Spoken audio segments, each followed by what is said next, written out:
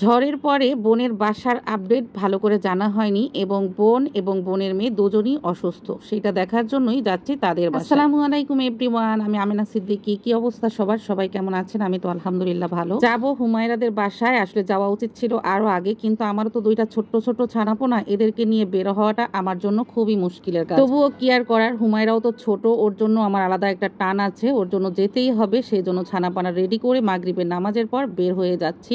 সাথে আছে বনু। তো এই যে মুজাহিদ হলো রাগ করছে যে তাকে কেন ভিডিও করছি না। যাই হোক, এই যে তাদের দুজনকে একটু ভিডিও করে নিচ্ছি। আর কোথাও বের হতে গেলে কিন্তু ঘরটা একটু এলোমেলোই থাকে, প্লিজ। আমার ছানাপোনাদের দেখে মাশাআল্লাহ বলতে কিন্তু ভুলবেন না। এই যে তাদেরকে রেডি করে নিয়ে এইবার হলো আমরা বের হব। তো আমি আগেই আমার মেয়েকে বলছিলাম যে মামুনি ওখানে গিয়ে কিন্তু দুষ্টামি এবং কান্নাকাটি একটাও করবা না। সে কিন্তু মাথা নেড়ে বলছিল যে আচ্ছা।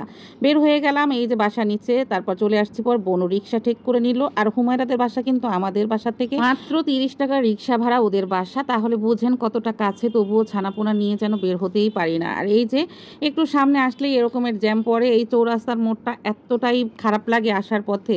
যাই হোক, এই যে চলে আসছি ওদের বাসায়। আর ওরা কিন্তু জানে না যে আমরা ওদের বাসায় আসছি। জানিয়েই চলে আসলাম। তো দেখে তো অবাক হয়ে গেছে হুমায়রার মা। এসে দেখি যে হুমায়রা সত্যি একটু অসুস্থ আছে, ওর মা একটু একটু সুস্থ হয়েছে। আসলে মোবাইলে কথা বলা আর কাছ থেকে এসে দেখে যাওয়া একটা আলাদা তফাৎ আছে। যদিও মোবাইলে কথা হয়, তবুও কাছ থেকে একটু দেখার জন্যই চলে আসলাম। আর ওদের এখানেও হলো বন্যা, মানে ঝড় বৃষ্টির কারণে দুদিন কারেন্ট ছিল না। তো পানির তেমন একটা কষ্ট হয় নাই, কারণ ওরা হলো জাস্ট হুমায়রার আব্বু হুমায়রা ওদের মানে চলে গেছে। টোটাল 3 জন মানুষ কোনো রকম চলে গেছে।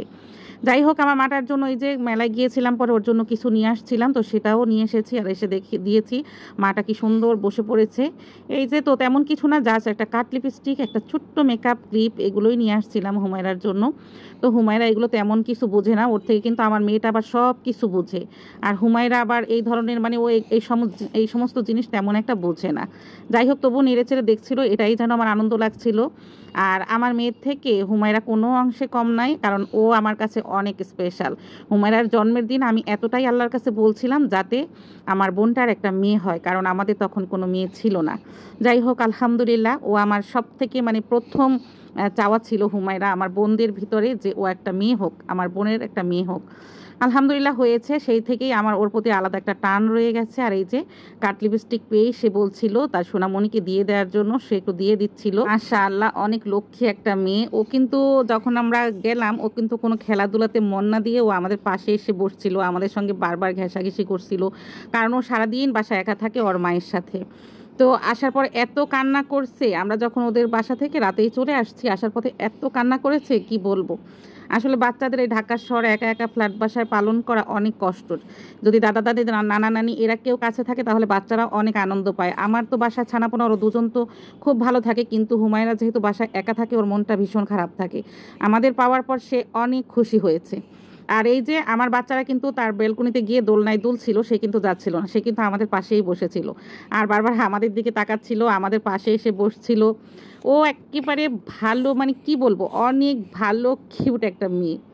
যাই হোক, আমার ছেলেটা ও আবার ওকে মানে ও ওকে জড়িয়ে ধরছিল, ওকে জড়িয়ে চুমু খাচ্ছিল। তো আমি একটু ভালো করে ভিডিও করে নিলাম, কারণ এগুলো স্মৃতি হিসেবে থেকে যাক। ভাই বোনের ভালোবাসাই, দেখতে পাচ্ছেন হাসি দিলেও সে মুখটা চেপে হাসি দেয়, দেখতেই ভালো লাগে আমার সোনা পাখিটা। আচ্ছা, যাই হোক, তারপরে ওর মা অসুস্থ শরীর, তা নিয়েও আমাদের জন্য একটু সেমাই করেছে, চা করেছে, কারণ আমরাও বলছিলাম যে বসবো না, কারণ আমার বাসায় কাজ আছে, আমি চলে আসবো। তো ঝটপট করে একটু সেমাই করে দিল, কারণ হলো আমার বাচ্চারা আবার সেমাই পছন্দ করে।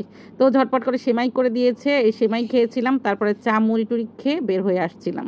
তারপরে চা খেয়ে নিচে চলে আসছি। তো হুমায়রা খুব কান্না করছিল, আমি আসলে নিচে নামতেই পারছিলাম না। আর এদিকে দেখেন ব্যালকনি থেকে এসেও কান্না করছিল।